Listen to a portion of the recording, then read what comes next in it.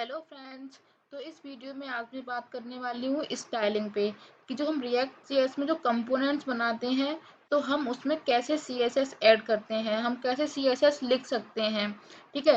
वैसे तो हमें सीएसएस के काफ़ी सारे फ्रेमवर्क्स मिले हुए हैं, जैसे हो गया बूटस्ट्रैप, हो गया मटेरियल यूआई हो गई। अगर हमें कोई भी सीएसएस नहीं लिखनी पड़े तो हम डायरेक्टली इन कंपोनेंट्स को भी यूज़ कर सकते हैं। ये ऑलरेडी हमें डिजाइंड मिलेंगे। ठीक है। अगर हम इन कंपोनेंट्स को नहीं यूज़ करते हैं तो अगर हमें सीएसएस से कोई भी कंपोनेंट क्रिएट करना है तो बेसिकली हम कई तरीके से सीएसएस लिख सकते हैं इन कंपोनेंट्स में।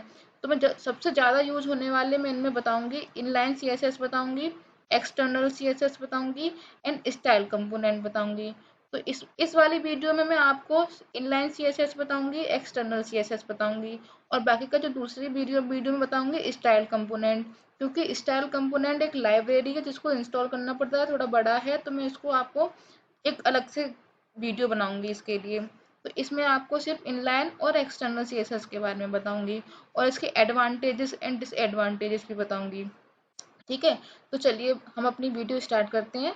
तो ये मैंने अभी एक रिएक्ट ऐप क्रिएट कर लिया है, तो अभी मैं इसको रन करती हूँ। npm start. तो ये भी रन हो रहा है। तब तक मैं फोल्डर स्ट्रक्चर के बारे की तरफ जाती हूँ। जैसे जब भी हम कोई भी रिएक्ट ऐप क्रिएट करते हैं तो हमें एक मिनट,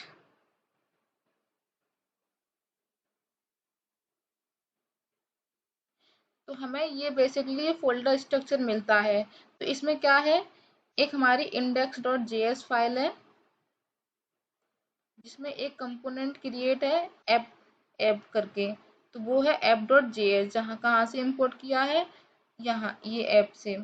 तो वो है ये वाली फाइल app.js। तो इसको वहाँ पे इंपोर्ट किया है।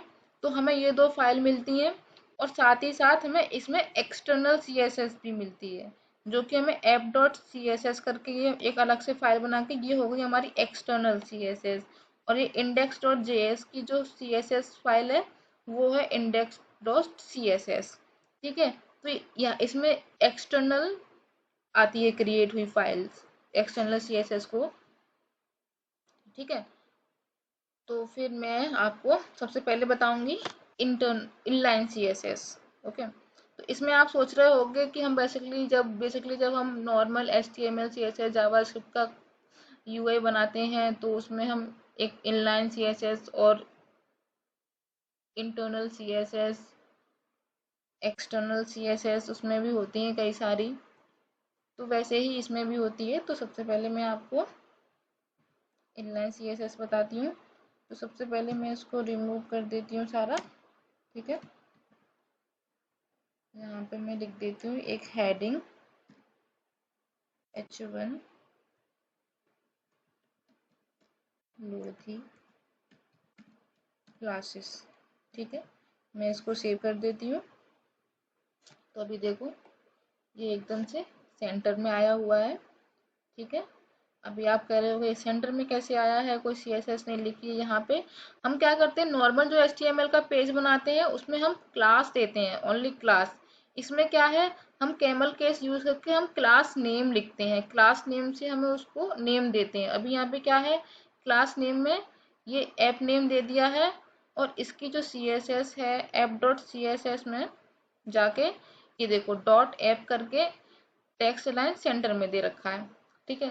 तो इस तरीके से एक्सटर्नल सीएसएस यूज किए हैं। तो अभी के लिए मैं इसे हटाती हूँ एक्सटर्नल इसको सीएसएस को। तो अभी मैं यहाँ पे सिर्फ इनलाइन सीएसएस लिखूंगी। तो इनलाइन सीएसएस लिखने के लिए हमें स्टाइल ऑब्जेक्ट लेना पड़ता है, स्टाइल। ठीक है। ये ऑलरेडी एक ऑब्जेक्ट होता है। तो इसके अंदर जब भी हम अब हम इसके अंदर कोई स्टाइल लिखेंगे तो वो भी हम एक ऑब्जेक्ट में क्रिएट करेंगे। ठीक है। तो यहाँ पे मैं एक और ऑब्जेक्ट बना लूंगी। ठीक है। तो अभी मैं क्या करती हूँ, अभी मैं लेती हूँ display flags and justify content centre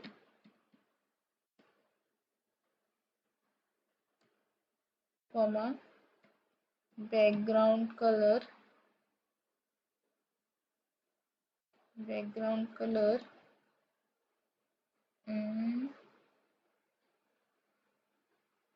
grey.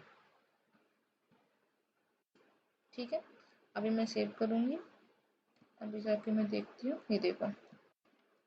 ठीक है, ये हमें मिल गया Lodi classes and background colour. तो ये हमारा हो गया इनलाइन सीएसएस।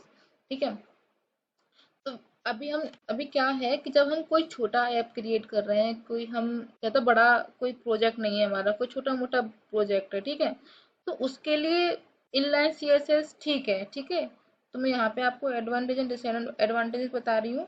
तो उसके लिए दैट इज ओके कि हम इनलाइन सीएसएस करके बना सकते हैं यूआई। पर लेकिन जब भी कोई बड़ा प्रोजेक्ट आता है तो ये उसके लिए बहुत डिफिकल्ट हो जाता है, क्योंकि अगर हम इस कोई बड़ा प्रोजेक्ट आता है तो अगर हम उसमें सीएसएस इस तरीके से इनलाइन सीएसएस लिख रहे हैं, वहीं पे जावा स्क्रिप्ट भी हम लिख रहे हैं, वहीं पे हमारे एचटीएमएल भी लिख रहा है, वहीं पे हमारे कंपोनेंट्स भी बना के हम इंपोर्ट करा रहे हैं। ठीक है, तो इससे क्या हो जाता है, बहुत ज़्यादा कंजेस्टेड चीज़ें हो जाती हैं, जिससे क्या होता है वो रीडेबल नहीं होता है। ठीक है, तो इसलिए वहां पे हम या तो एक्सटर्नल सीएसएस यूज करते हैं, या तो हम अपने स्टाइल्ड कंपोनेंट यूज करते हैं। ठीक है, तो एक तो डिसएडवांटेज इसका ये हो गया, ये नॉर्मली छोटे मोटे प्रोजेक्ट के लिए दैट इज ओके। ठीक है, दूसरा ये है इसका डिसएडवांटेज कि अगर मान लो कोई भी हमें यहाँ पे एज ए कंडीशन यूज करना है कोई भी स्टाइल, ठीक है, कि कोई भी कंडीशन देके स्टाइल हमें यूज करनी है, तो हम इनलाइन सीएसएस में बिल्कुल नहीं कर सकते। अब आप सोच रहे हो वो कंडीशनल स्टाइल कैसे देते हैं, तो वो इनलाइन सीएसएस में हम नहीं दे सकते हैं। तो मैं आपको एक्सटर्नल सीएसएस में बताऊंगी और स्टाइल कंपोनेंट भी बताऊंगी। ठीक है, मैं भी बताऊंगी कि कैसे हम कंडीशनल स्टाइल दे सकते हैं। ठीक है, तो ये हमारा हो गया एक इनलाइन सीएसएस। अभी मैंने क्या एक डिव को दी, अभी मैं इसको भी दे सकती हूँ स्टाइल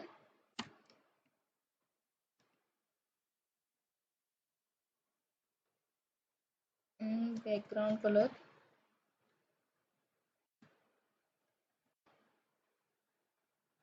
नहीं सॉरी, बैकग्राउंड कलर नहीं, कलर दे देती हूँ।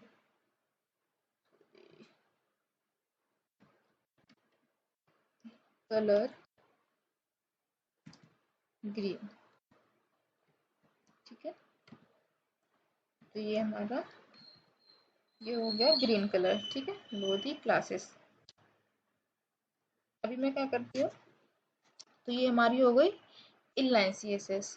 तो अब मैं आती हूँ अपने एक्सटर्नल सीएसएस पे। ठीक है, तो अभी मैं इसको रिमूव करती हूँ यहाँ से, तो फिर से वहीं आ जाती हूँ जो इसका क्लास नेम था, क्लास नेम ऐप। ठीक है, इसकी भी इनलाइन सीएसएस हटा देती हूँ। ठीक है, तो ये होगा हमारा ऐप नाम से जो ऑलरेडी बनी हुई है। तो ठीक है, अभी वैसे का वैसा आ गया, कंट्रोल शिफ्ट आर। ठीक है, तो अब ऐसे इसमें ऑलरेडी लिखी हुई है सीएसएस, आप देख रहे हो। ठीक है, तो इस जैसे इसमें ऑलरेडी ये वाले फाइल्स और फोल्डर, इस फोल्डर में ऑलरेडी ये फाइल्स आती हैं, तो ये हमें हमेशा एक्सटर्नल सीएसएस हमें ऐड करके देती है कंपोनेंट्स में।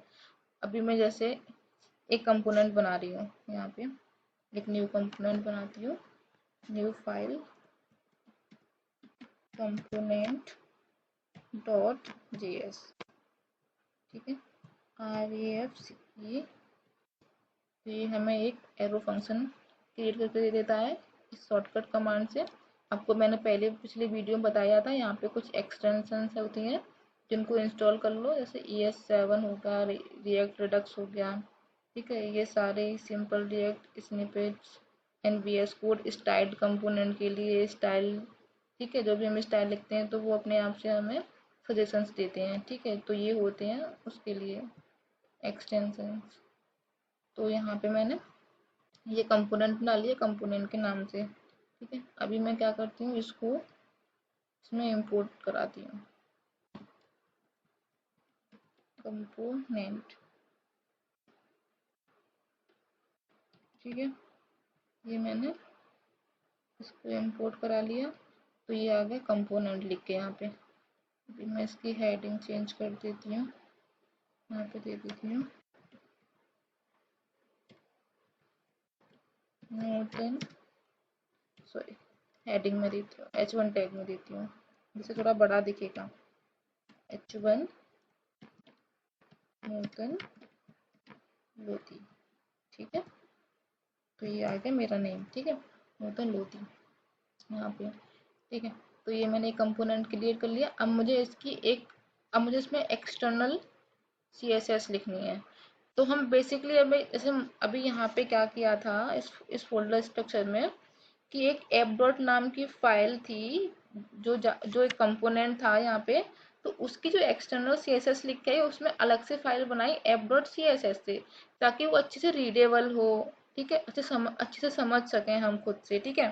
तो इसलिए यहाँ पे अलग अलग, तो हमेशा जब भी एक्सटर्नल CSS लिखो, तो जब भी कोई भी कंपोनेंट बनाओ, तो हमेशा उसकी एक अलग फाइल बनानी चाहिए CSS की। सबसे अच्छा लिखने का तरीका यही होता है। वैसे तो हम एक फाइल बना के भी मल्टीपल इसमें लिख सकते हैं, जैसे ये क्या, अभी मुझे इसको इसी फाइल की CSS, इस कंपोनेंट की CSS ऐप डॉट CSS में लिखनी है, ठीक है। तो यहाँ पे क्या किया है, इस तरीके से इंपोर्ट कर लिया है। वैसे ही मैं इसको भी इसी में इंपोर्ट कर लूंगी, इंपोर्ट, ठीक है, डॉट स्लैश ऐप, ठीक है। अभी मैं यहाँ पे इसको क्लास नेम देती हूँ, क्लास नेम,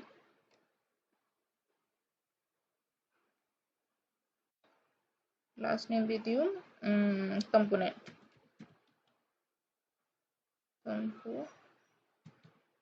नेम, ठीक है।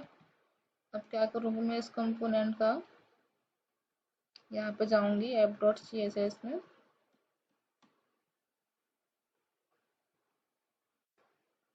डॉट कंपोनेंट, ठीक है।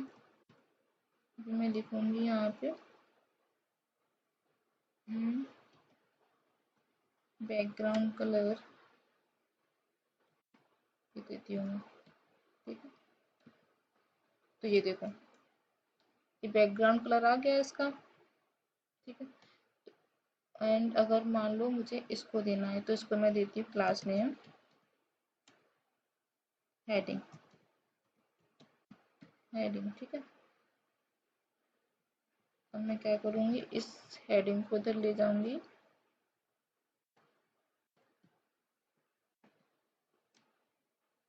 हेडिंग, इसको मैं कलर दे दूंगी ग्रे, जो भी है ये, ठीक है। अभी आपको समझ नहीं रहा होगा, तो मैं यहाँ पे चेंज करती हूँ, इस टाइप का देती हूँ मैं,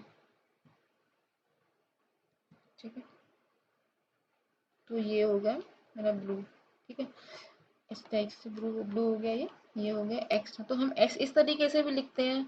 अब जैसे क्या होगा, इस तरीके से लिखने में क्या होता है, अगर मान लो कभी आप किसी कंपनी में काम कर रहे हो, ठीक है, तो आपके प्रोजेक्ट पे मल्टीपल लोग काम करते हैं, ठीक है। तो कभी होता है कि काफी सारा लोड हो जाता है, जिसकी वजह से काफी हमारे पास चीजें हो जाती हैं क्रिएट करने के लिए।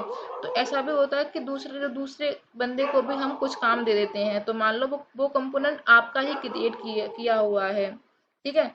तो अगर वो आपका क्रिएट किया होगा, तो आपको तो अच्छे से समझ जाएगा, बट लेकिन उसको समझने में थोड़ा प्रॉब्लम होगा, तो काफी टाइम लेगा वो समझने में। तो इसीलिए ये जो फाइल स्ट्रक्चर होता है, उसको हमेशा मेंटेन करके रखना चाहिए। हर एक कंपोनेंट के लिए एक अलग CSS फाइल क्रिएट कर देनी चाहिए, जिससे कि अगर कोई और दूसरा काम कर रहा है, तो वो आसानी से इजी अंडरस्टैंडेबल हो जाता है, जिससे वो आसानी से काम कर सकता है, ठीक है। तो बस यही होता है। तो ठीक है, अभी मैं क्या करूँगी, इसको हटाऊंगी सारा, मैं इस कंपोनेंट की एक अलग CSS फाइल क्रिएट कर लूंगी, new file, component dot CSS, ठीक है। तो ये मैंने कंपोनेंट की एक CSS, जो मैंने कंपोनेंट बनाया था, उसकी एक CSS फाइल भी क्रिएट कर ली। अब मैं क्या करूँगी, अभी मैंने ऐप में लिखी थी CSS, तो उसको इम्पोर्ट किया था, अब उसको इम्पोर्ट ना करके कंपोनेंट को कर लूँगी, ठीक है, डॉट स्लैश, अभी उसमें कुछ लिखा नहीं है, तो इसलिए अभी वो सजेशन नहीं दे रही है मुझे, ठीक है। अभी मैं क्या करूँगी, लिख दूँगी इस कंपोनेंट को कहाँ है फाइल, डॉट कंपोनेंट, ठीक है। बीसी के बैकग्राउंड कलर, अभी मैं एक बना देके ये देती हूँ, ठीक है। तो अभी मैं जाके देखती हूँ अपने यूआई पे। अभी कुछ मिस्टेक हुआ है यहाँ पे, तो अभी देखते हैं क्या मिस्टेक आया है। अरे हाँ, यहाँ पे क्या मैंने फाइल क्रिएट की है कंपोनेंट, तो अभी मैं इसको एक्सटेंशन भी दे दूंगी डॉट CSS, ठीक है। तो ये भी मेरे को मिल जाएगा ब्लू, ठीक है। तो ये हो गया हमारा एक एक्सटर्नल, अलग से हमने एक वो सॉरी, एक फाइल बनाई CSS की अलग कंपोनेंट की, और उसमें हमने एक्सटर्नल CSS दी। अभी मैं हेडिंग को भी देती हूँ, Ctrl+C and dot Ctrl+V, colour aqua दे देती हूँ, ठीक है। तो ये हो गया, तो ये हमारी हो गई एक्सटर्नल CSS। अब मैं आपको बताऊंगी कि इसमें कंडीशंस के कैसे हम कंडीशंस लगाते हैं। तो ये वीडियो भी क्या है कि काफ़ी लेंदी हो गई है, तो मैं कंडीशंस कैसे लगाते हैं तो भी मैं आपको नेक्स्ट वीडियो में बता दूंगी। तो अगली वीडियोस के लिए मैं बनाऊंगी मैं, और वो अपलोड करूंगी। अगर आपको इस वीडियो में कोई भी डाउट है हो तो आप मुझसे कमेंट करके पूछ सकते हैं।